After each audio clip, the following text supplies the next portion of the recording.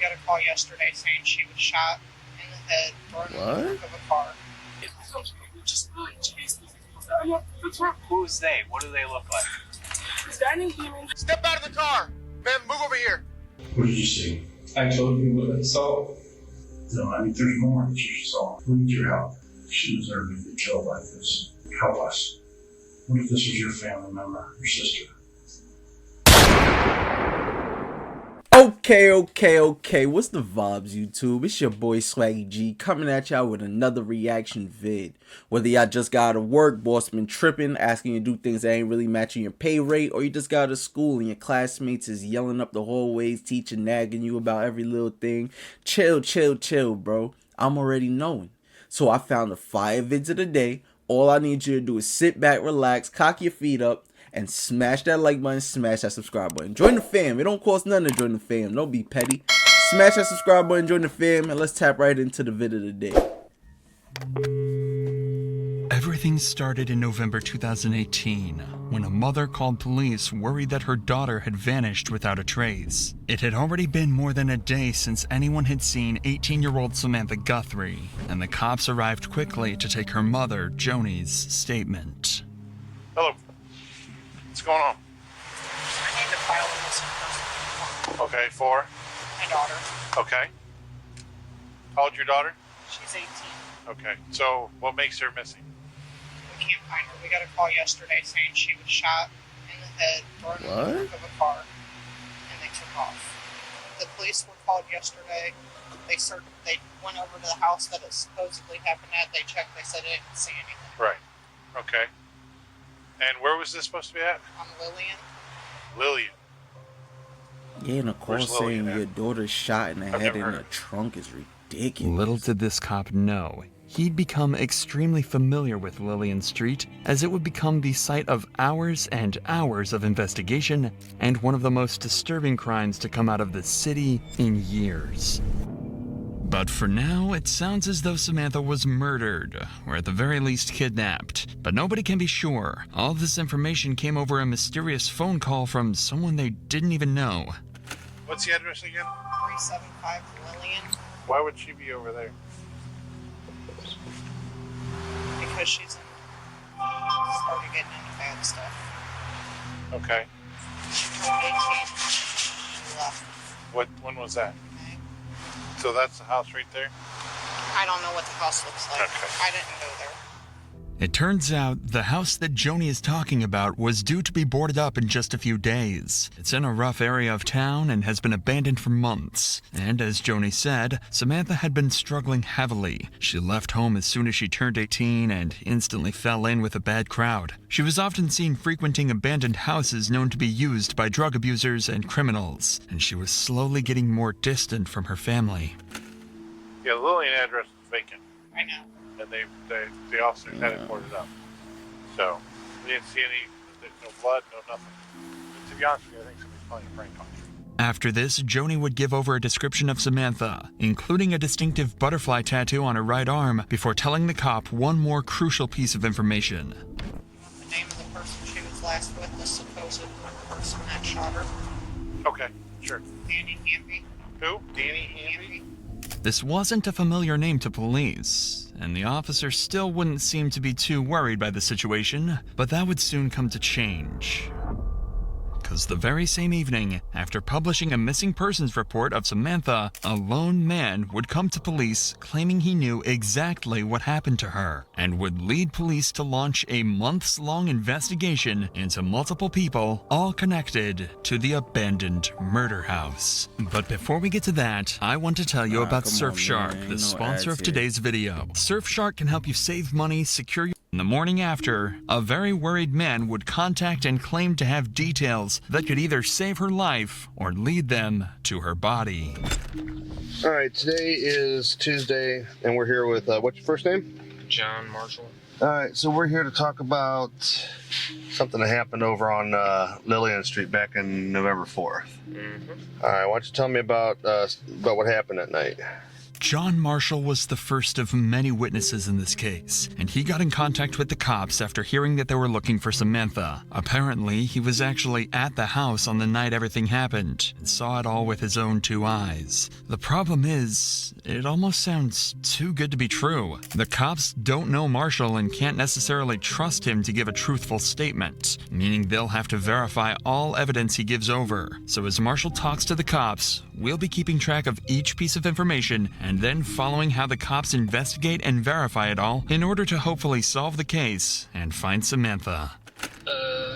Sam had been trying to get a ride over to the house for a few hours. I didn't feel like driving anymore to go pick her up, so I didn't pick her up that night. And a few hours later, she showed up from an Uber, I'm guessing, that her dad had. All right, now when you say the house, what's the address? 75 William. Okay.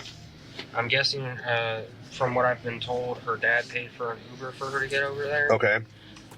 This is already an easy piece of information to verify. If Samantha's dad did pay for the Uber, then he'd certainly remember that and be able to confirm it. And conveniently, the cops had interviewed her dad a few hours later, and he did indeed tell him that he'd bought her an Uber that night. On top of that, the address Marshall gave was also correct. So it seems that he's turning out to be trustworthy so far. But I was walking to the Circle K on Copley and Rhodes to get cigarettes and a soda when I seen her and Yoshi walking to the house on Lillian. And about a half hour after I got back to the house, and half hour, 45 minutes or so, Danny showed up and knocked on the back door. I answered the door. Now, how do you know Danny? Just in passing. Do you know him from the house? Yeah. And you know what his last name is? Amby. Now, things are starting to get weird. That's the name that Joni said could be the killer, and Marshall seems to know him and the people he's friends with. Okay, was he by himself? No, he was with Tony. Okay. Is what I was told her name was. And that one black guy that I've never seen before. Okay, do you know what he looks like? Yeah. I think, what's his name? Marcus? Something with an M, I want to say. Or What's he look like? William. Okay, William. All right, what's he look like? Tall, about 6'2", 6'3", 225, medium build, dark skin. So they came up to the boy back got door. him down to a T. All right, and they knocked on the door? Ain't describing anybody else like that. Okay, so you let him in, and then what happens? They went upstairs and talked to Jody. Upstairs in Jody's room was Jody, Kim, Kate, Sam, then Danny and Tony, and William stayed downstairs. This is incredibly useful information that Marshall is passing over. He's just given the names of 6 potential witnesses and suspects, and he seems to know them all personally. If this is all true, then Marshall could have just taken this case from no leads at all to almost too much to handle. The only thing the cops need now is verifiable information about exactly what happened to Samantha. That's when the detective asks this question, and gets much more than he bargained for. All right, so Sam and all of them were upstairs. Yes. So what happens next? I didn't hear any yelling or anything, but music was playing. And Sam came downstairs looking kind of distraught, and she looked at me. I'm like, then go out the back door. Go out the back door. If you know, she kind of looked like she was panicking, so I'm like, leave.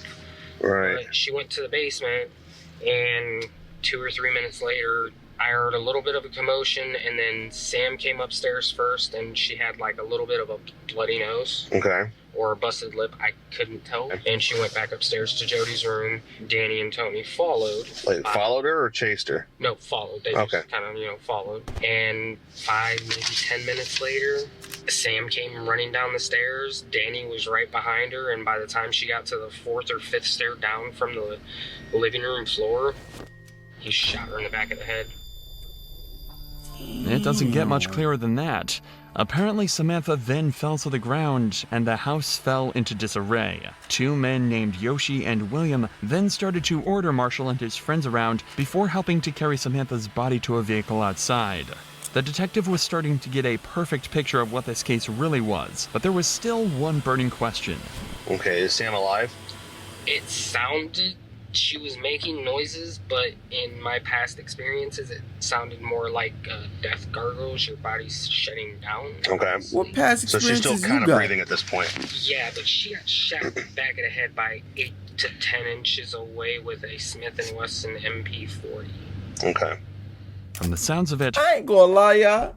He got too much specifics. I think y'all need to really tap into him. I mean, he's giving y'all the info right now, but I think you really need to tap in the boy. He know what a deaf grunt sound like. I don't know what a deaf grunt sound like. And he knows exactly what weapon it was, like down to the T. Nigga, what? Like, you got a good eye, or you done had that pistol before? With a Smith & Wesson MP40. Okay. From the sounds of it, Samantha technically survived the shot, but it wasn't looking good. If she wasn't taken to a hospital quickly, she likely wouldn't have made it. But it doesn't seem like the killers were expecting her to live. At least the cops now have a possible murder weapon, a Smith & Wesson MP40. Remember though, the cops have already searched the house and didn't find any evidence of a murder. But given the importance of this information, they decide to go back and see if they missed anything. At this point, Samantha's life hangs in the balance. If they find a single bullet casing or blood splatter, it likely means that Marshall was telling the truth and Samantha is long dead. So I'll just pull up. Police, anyone here? Make yourself known.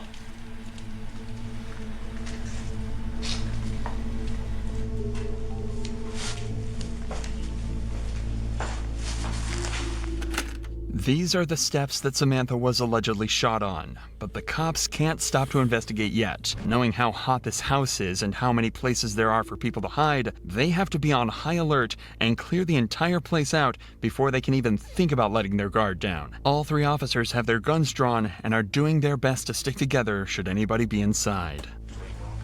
I'm going left. I can't get it.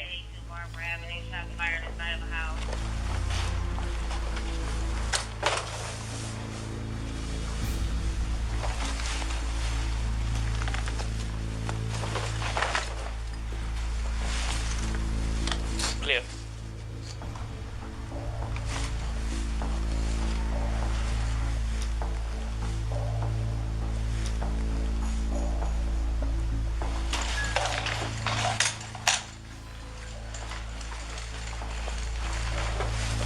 Record, please.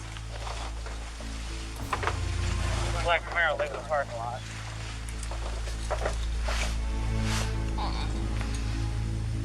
By the looks of it, Dad came here. Dad came here? What you mean by her father? It seems like the house is empty, but it's a complete mess. There's no obvious evidence of a murder anywhere, so it's now clear why the cops didn't find anything their first time here. However, Marshall had told them 2 very important things: exactly where the shot was allegedly taken, and more importantly, that William and Yoshi had actually come back to clean up the scene. That means that any signs of the murder could be extremely difficult to find, but not impossible. In fact, you've actually already seen some evidence that proves Marshall's story to be 100% true. Take another look at the marking on this wall, right below the crack. It's a little difficult to see, but that isn't graffiti. That's Samantha Guthrie's blood. Once the cops spotted this, it all fell into place. Multiple blood spatters that hadn't been cleaned up were found on the walls, as well as the bullet casings that looked similar to the bullets that the Smith & Wesson MP40 uses. Marshall was telling the truth. Danny and Tony were now wanted for murder, and they had 4 other witnesses they could use to track them down and convict them. And in fact, they wouldn't have to wait long, as police were soon called to a house where a girl claimed a couple had chased her with a gun. Now they just blood hungry, huh?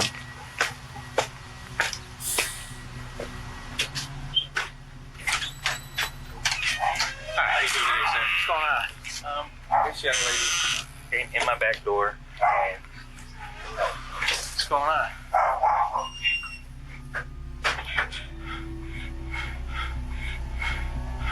You want to step outside and talk? Who's they?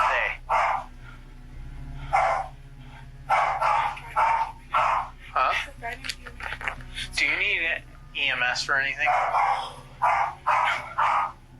This is Kimberly, one of the girls that Marshall mentioned was at the house the day Samantha was shot. The owners of this home called the cops after she begs them to let her inside as she was being chased, allegedly by some others that frequent the house on Lillian Street. The cops are desperate to know what could have possibly made her this distressed, so they bring her outside to their cruiser to talk. You're safe now, okay? Why don't you explain what's going on? So keeps like looking all around. Who's they? What do they look like? This guy named Human. Black guy, white guy?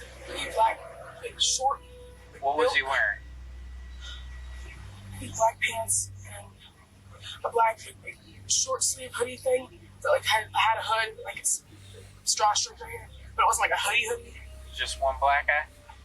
You know, they were with a bunch of white guys. And I think a black and white guy? There was a black guy, like 3 white guys. And then it makes I think I was just running. Whatever happened to Kimberly was clearly a blur to her, but the cops are starting to get a little concerned. Barely a couple days after Samantha's supposed death, one of the witnesses gets chased by a group of people holding guns. It could just be coincidence, albeit a terrifying one, so the cops ask her why she was in town to see if this could be related to anything else, and they get the most worrying answer possible. So you're from the Falls, you were visiting a friend here in Akron. Where's that friend at now? And where do you know where they live? I'm gonna run her names. What's the friend's name? What's her last name? Harris. Jody Harris. And do you know what street she lives on? That's a guy. What's that? It's a guy. Okay, what street does he live on? He's on Lillian. What is it? Lillian? The only reason Kim was in town was to meet her friend Jody on Lillian Street, and she doesn't know anyone else from around here. That's when the cops come to a horrifying realization. They think Kim was just attacked because she was a witness to Samantha's supposed murder, and now they have a terrifying situation on their hands. If they don't track down the killers and all their accomplices quickly, they could be looking at a lot more than just one murder. This case had now become a top priority, and all local officers and detectives were on high alert for any leads that could help them find even just one of the suspects. And that's when they got a potentially life-saving call. A man was claiming that Danny and Tony had pulled a gun on him inside the house, and that the suspects were now in the parking lot outside bragging about killing somebody just days earlier. What? Cops immediately headed to the scene, thinking this might be their chance to catch the lead suspects behind Samantha's disappearance. Yo, bro, they really feeling themselves off this? Step out of the car! Step out of the car! Man, move over here. Step out of the car. Hands up, please. Hands up, please. What is that? Okay. Put all that stuff down. Put it down. Why? Why are you doing this? Put it down. Hands on top of your head. Why are you doing this? Stay right there. Turn around. Yo, they really think they tough or something, bro. Nope. Stay right there. I'm telling you for now, okay? I'll explain to you what's going on in a second. Do you have any sharp on you? No. Any weapons or anything? Don't reach for nothing. Do you have any weapons on you? Have a seat. Stand up for me.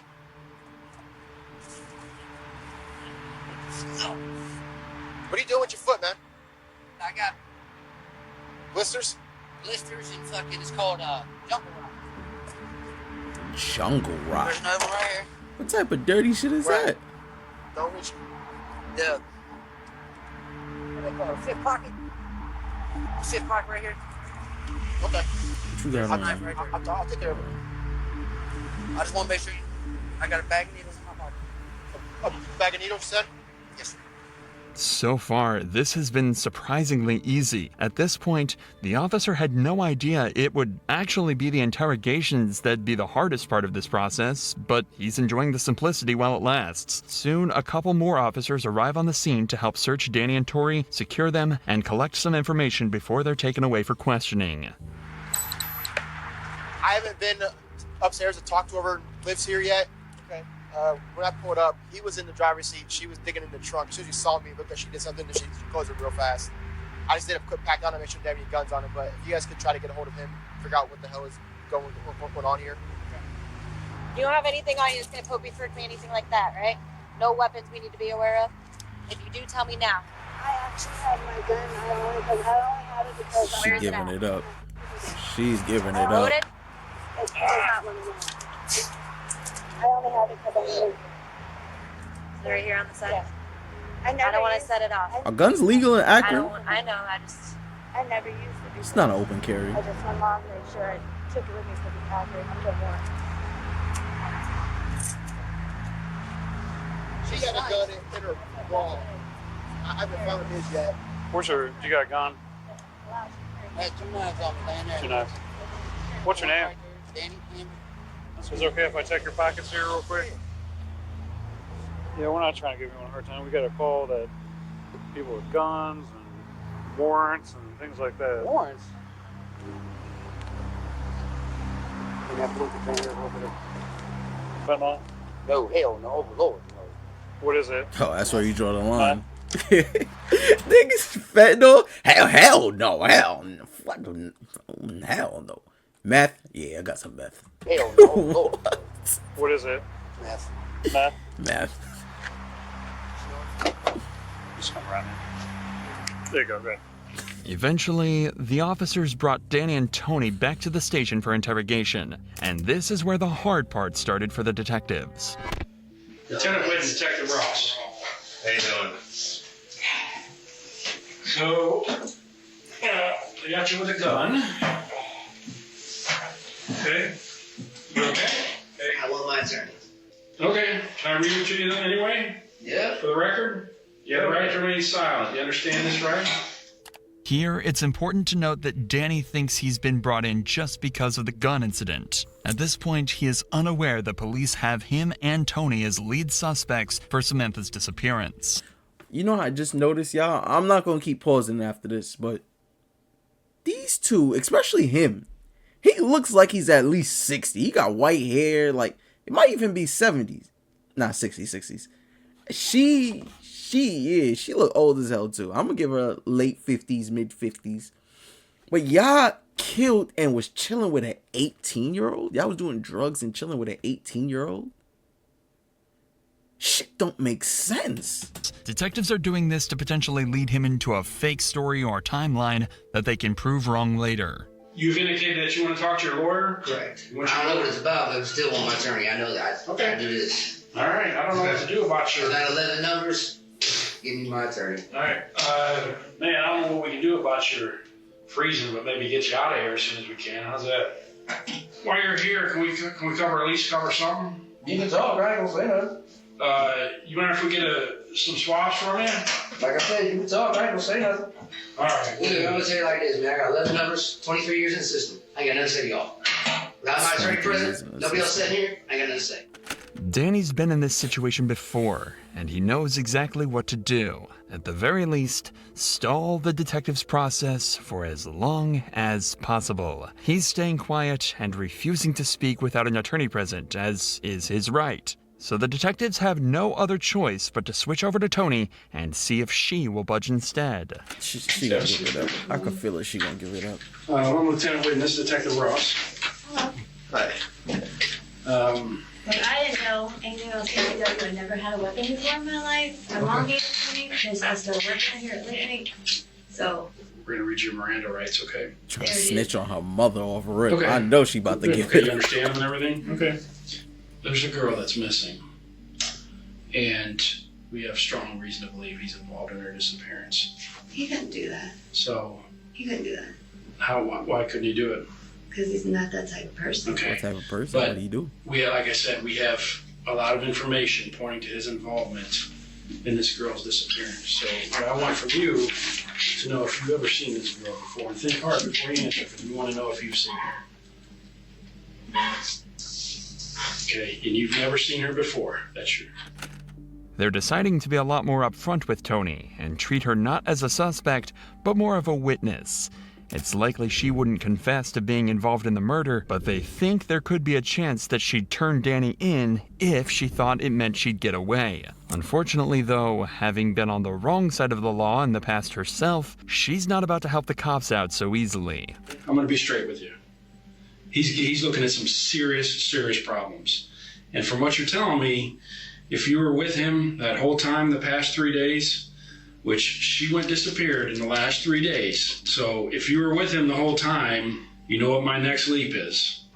Well, that's ridiculous because he was with me. We were in Warren.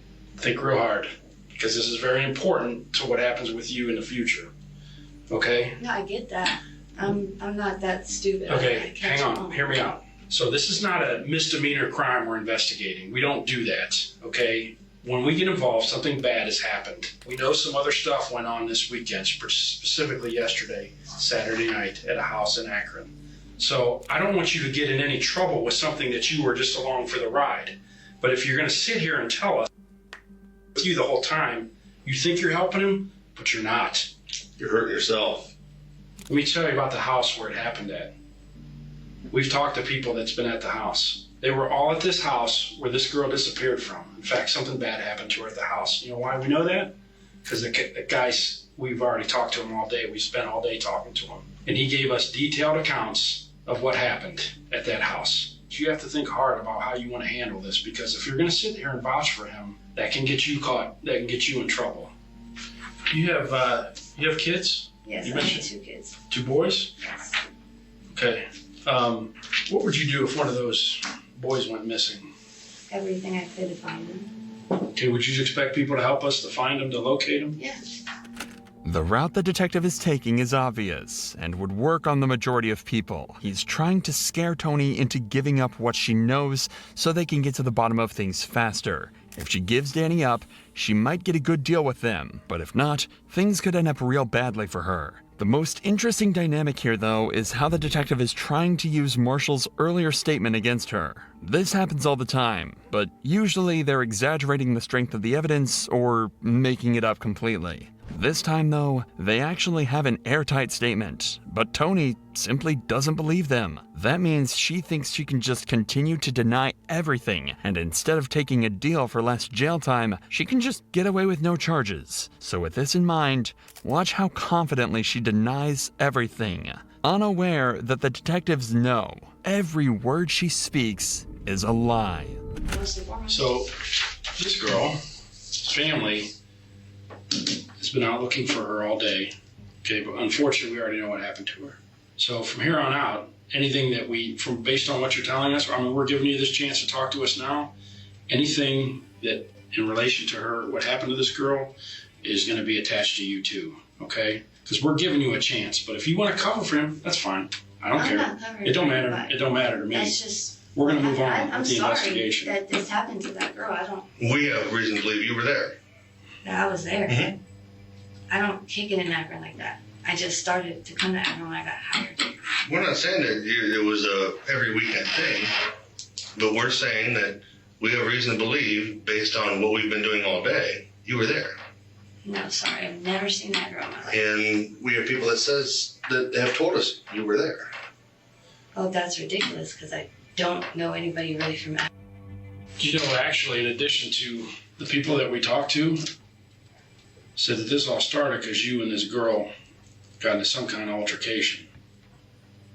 I don't know this girl. I've never seen this girl. Okay, like I said, once we move forward in this investigation, from what you're telling us, since you're with him, you're going to be attached to whatever we do with him. You understand that, right? Well, yeah, I'm his girlfriend. Okay. She held it down way more than I I've thought never she seen would. that girl. Who's that? I don't know who that is either. She's You hardly even actually looked at her. I looked at him. I don't know who that is. Well, I got to know him, so did Detective Ross. We got to know him a lot today. We spent the entire day with him. Oh, what's his name? And, well, that's not important. You don't know him, so what difference does it make? In reality, Tony is extremely familiar with the man in the photo, as he's the man that helped load Samantha into her car. That man is Yoshi. Conveniently, Yoshi, whose real name is Dylan, had just been brought in on unrelated warrants, and detectives couldn't believe their luck. One of the main witnesses, possibly even an accomplice, had been brought right to them without any effort whatsoever. The best part? Dylan wasn't the hardened criminal they expected. In fact, his interrogation was unlike anything you've ever seen. Not only is it truly heartbreaking, but it was actually key to putting not one, not two, but 3 people behind bars for Samantha's murder. Help us. This is serious. Did something bad happen to her? I don't know. She's a young girl, man. No, What happened to her? I don't know. I just met her a couple of days ago.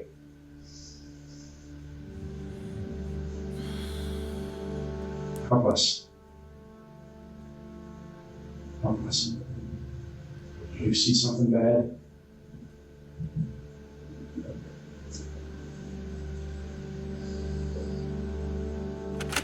Not 5 minutes into the interview, we see an emotion painted on Dylan's face you don't often see in the interrogation room.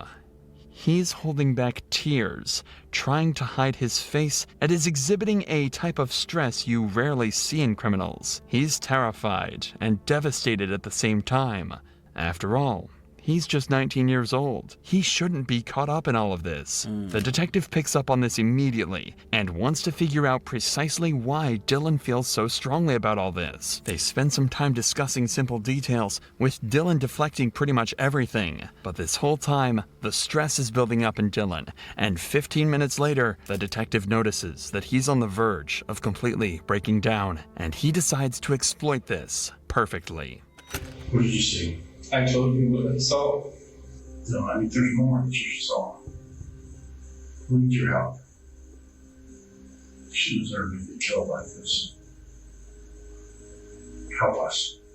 What if this was your family member, your sister? Hey, there comes a time where in your life where you have to make a right decision, do the right thing. We need your help. She's actually dead. Okay. Is she? That's what I'm talking to you about. Did you see something that happened to her? If we talk about it, you're going to feel like the weight of the world is off your shoulders.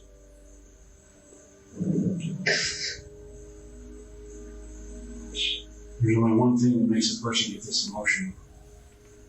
That's if they saw something bad. I remember a couple of days ago when we were talking, we were having a good time, and I don't know why. Don't know why what? Why I feel so close to her. So you guys said, well, you're close to the same age, right? You felt a connection with her? Because you've maybe had the same problems growing up and stuff like that? Probably. What did you guys talk about? Just life and stuff like that? Yeah. We would listen to music as well. What did you guys listen to? You guys like? She played music. I don't really prefer music. I just like the white noise. The white noise? What's the white It's tough, noise? man. I'm sorry. I'm sorry we're here. I think fine up to this point. Not talking about it, not thinking about it. I mean, I was thinking about it, but what were you thinking about?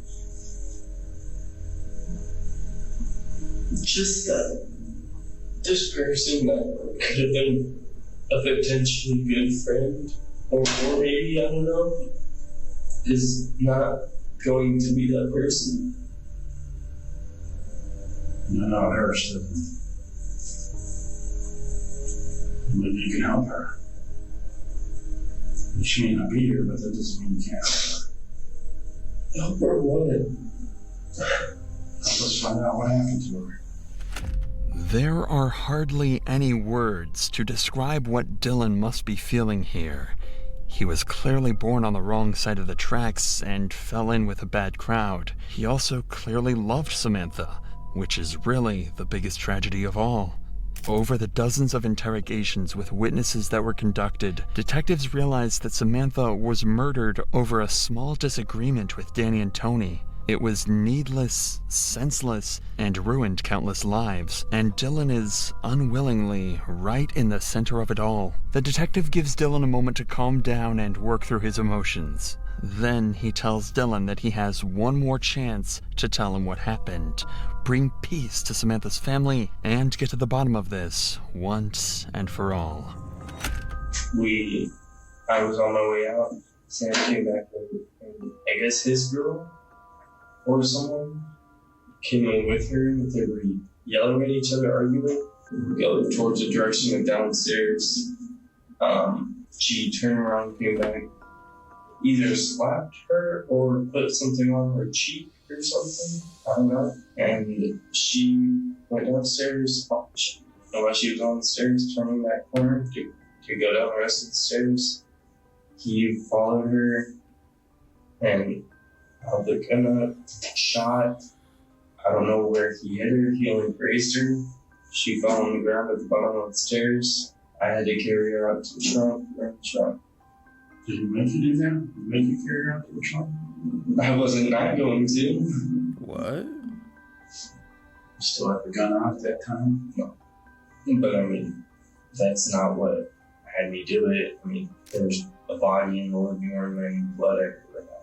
So we got all the furniture, or I got all the furniture out of the living room, tore up the carpet, cleaned up the wooded floor underneath. So you're just doing that just cause? Gone.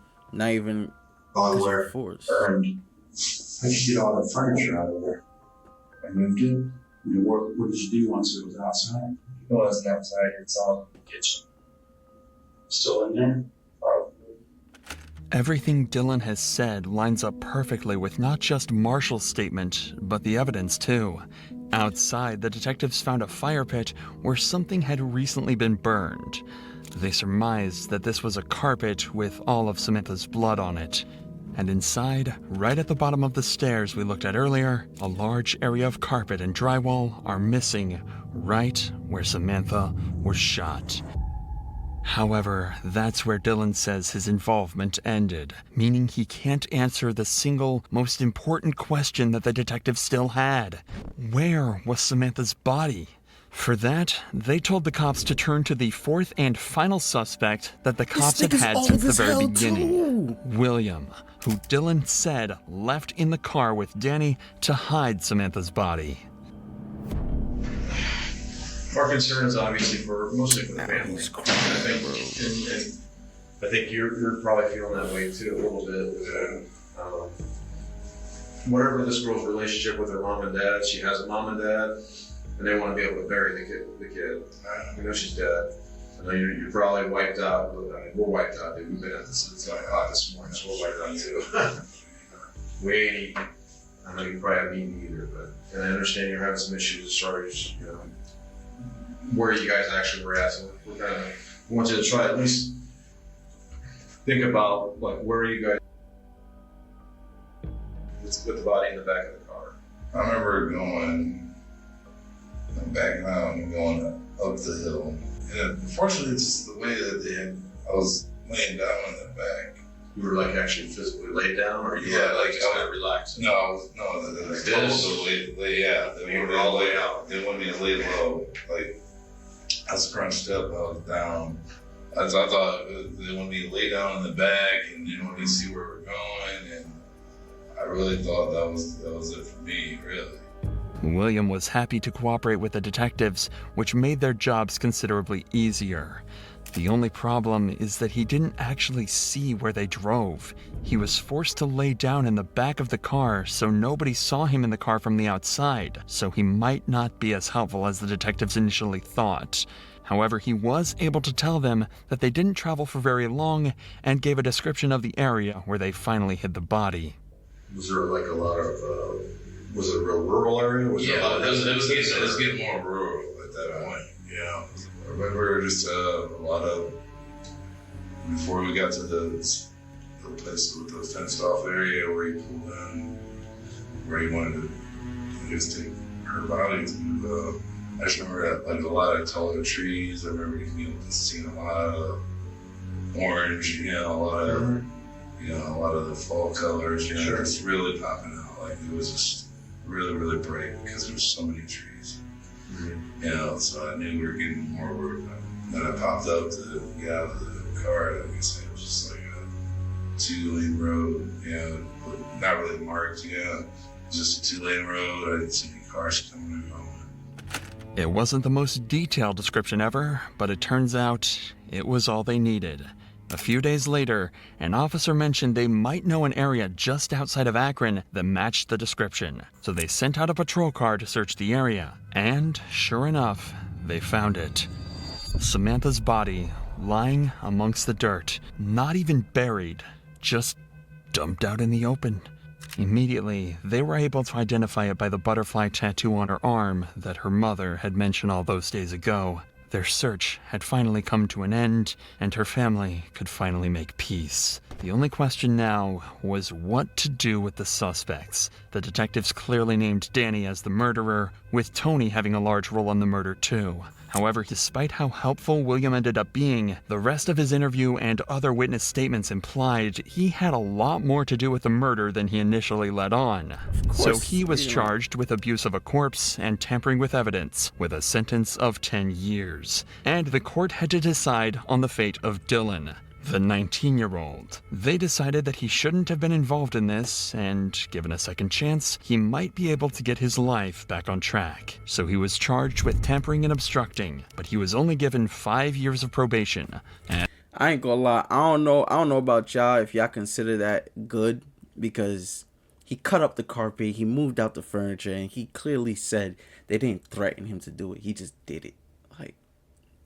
Y'all let me know what y'all think about that. As for the killer couple, Tony was given 16 years for tampering with evidence and obstruction of justice, and Danny was charged with murder and abuse of a corpse, and given a life sentence with the possibility of parole after 24 years. I ain't gonna lie, he shouldn't get no parole. Shorty, she should have got a little bit more time, 16 years, especially if this was your problem that he just jumped into. Yo, bro, this thing is a mess, bro. 18, like, if there's a kid right now and you're like within that standpoint, I think it's around like 16 to 18, around there, or maybe even your 20s, that rebellious stuff, bro, stop it, bro. Stop it, bro. You're not gonna get anything good out of that. Just try to stay on the straight and narrow. I know it doesn't sound cool, I know it sounds cliche, but just try to get out here and create a path for yourself. Try to get out here and just get some money, man. Because all that other stuff, hanging out in the trap house, hanging out in the bando with people that's way older than you, that ain't going to do nothing for you, son. That's just going to waste your time and put your life in danger and put you in certain situations that you don't need to be in, man. But sad that this girl lost her life, 18 years old. She had a whole life to go, a whole lifetime to go. And shit's just sad, man. Shit's just real life sad. Let me know what y'all think about this in the comments, man. Make sure y'all smash that like button, smash that subscribe button. It's your boy Swag, and I'm out here.